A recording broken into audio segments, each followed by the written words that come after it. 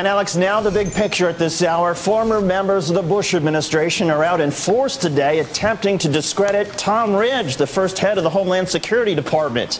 Ridge has a new book coming out claiming he was pressured to raise the terror threat level on the eve of the 2004 presidential election. You'll recall that just 4 days before President Bush was reelected, Osama bin Laden released a videotaped message in an attempt to impact the vote. According to Ridge, here's what happened next. Inside the Bush administration, a vigorous, some might say dramatic discussion ensued. Ashcroft, the Attorney General, strongly urged an increase in the threat level and was supported by Rumsfeld, the Secretary of Defense. There was absolutely no support for that position within our department. None. I wondered, is this about security or politics? Former Defense Secretary Donald Rumsfeld calls the Ridge claims nonsense, and former Chief of Staff Andy Card told Politico, quote, "We bent over backwards repeatedly and with great discipline to make sure politics did not influence any national and homeland security decisions. The clear instructions were to make sure politics never influenced anything." Ridge said the 2004 incident led him to ultimately resign before ever investigating his hunch that the American people were scared into voting for President Bush. Now, David, in the bigger picture, Bush administration officials are livid about Tom Ridge's claim that he was pressured to manipulate the threat of a terror attack. In fact, listen to what Ridge said in August of 2004 when he was asked directly about it. I wish I could give them all the top secret clearances and let them review the information that some of us have the responsibility to review. We don't do politics in the Department of Homeland Security. We don't do politics in the Department of Homeland Security. So what about reaction from the supporters of Senator John Kerry, who indeed lost that election to Bush because many voters didn't think he'd be as tough on terror? Democratic strategist Michael Meehan was the spokesman for Senator John Kerry's 2004 presidential campaign. We welcome you. Good afternoon. Good afternoon. I'm going to put up this terror threat level chart. We're going to remind Americans all about it. They became so familiar with it in the years immediately after 9/11. As you look to things, everybody, this is the terror threat. Those are the color charts. You have the low, guarded, elevated, high, severe, color-coded there. Now we look to the one we were just seeing. That's the chronology of the threat level, the 2004 presidential election year. Look at this. January of that year, the threat level was lowered from orange to yellow until just 3 days after the Democratic National Convention. Then look at the end of October. Osama bin Laden releases a videotape message just 4 days before the election. And it's during the next day or so that Ridge claims at that point he felt pressured to raise the threat level. Ultimately, the threat level remained orange. So then November 2nd, President Bush is reelected. 8 days later, the threat level is lowered back down to yellow. You see where we're going here. Tell me what you think about all this, Michael. Is there a legitimate point to be made that maybe there's something political here? Can you see how that would be read into it? Oh, absolutely. If Secretary Ridge says he was so concerned about the political pressure that he quit after the election, and why wasn't he so concerned about it before the election?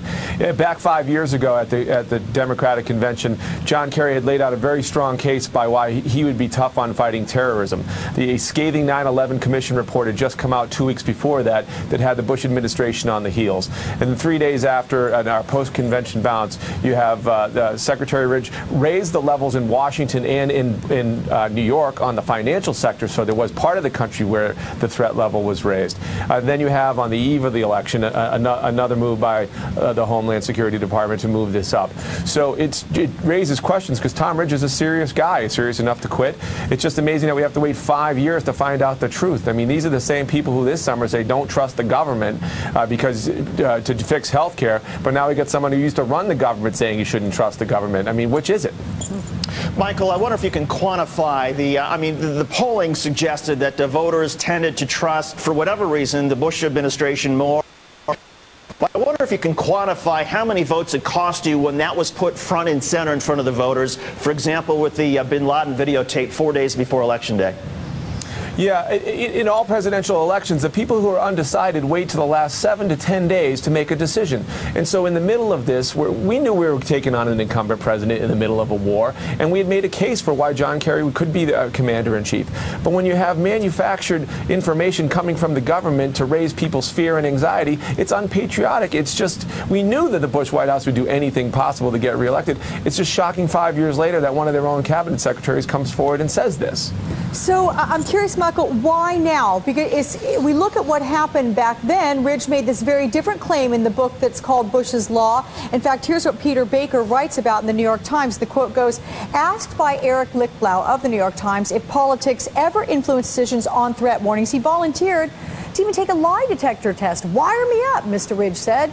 Not a chance. Politics played no part. So that was then. This is now. What happened in the interim? Well, I think you've seen a bunch of Republicans now trying to distance themselves. Vice President Cheney just came out and said, well, the president really didn't talk to me much in the second term. You got the secretary now trying to say, well, he had some concerns and that's why he resigned. And now, after years of telling us we should get duct tape and plastic, now that we should go buy his book to find out what the real truth is. I mean, it was just amazing at the time what the Bush White House was willing to do to get reelected. And manipulating terrorism information has got to be one of the bigger offenses. Okay.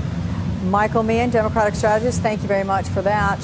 Thanks. So, David, how explosive do you think this is going to get in Washington?